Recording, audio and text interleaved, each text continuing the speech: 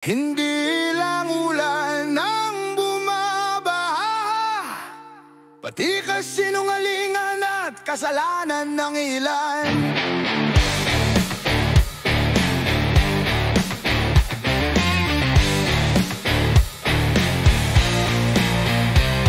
Umulan na naman, baha na sa daan, pati konsensya nalunod na naman.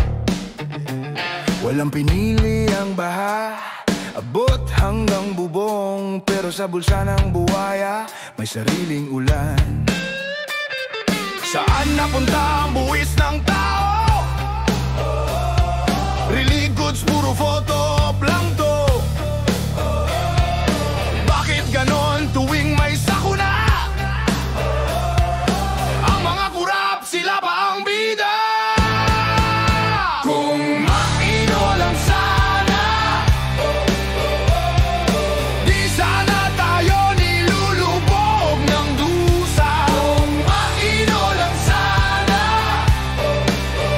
Bagyong Tino, hindi lang ulan, ito'y bagyo ng kasalanan. Walang agarang tulong galing kay Presidente, busy mga opisyal sa Davao pa rin ang lente. Cebu ang binagyo pero Davao ang pinuna, Dolomi Beach pa rin ang bida sa camera. Beach is been in flood control, anong nangyari? Bakit ngayon walang control sa baha pa rin? At dahil sa kasalanan ng iilang buhaya, nadamay pati matitinong mamamayan sa trahedya.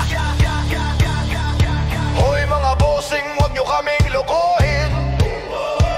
Hindi ulan ang problema, kayo ang dahilan. Kumakapit sa pag-asa ang bayan, habang kayo kumakapit sa kaban. Sama-sama lumaban, tama na ang kasinungalingan. Kung maino lang sana, di sana tayo nilulubog ng dusa. Kung maino lang sana, Bagyong Tino, hindi lang ulan, ito'y bagyo ng kasalanan. Kung maino lang sana, di sana tayo nilulubog ng dusa.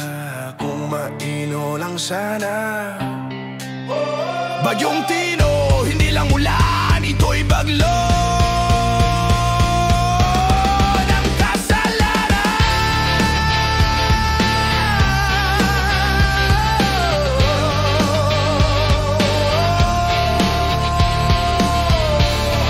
Cebu ang binaha, pero Davao ang iniimbestiga.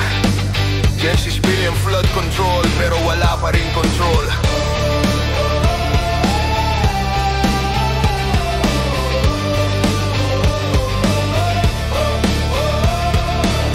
At sa kasalanan ng ilang makasarili, nadamay ang buong bayan na matitino.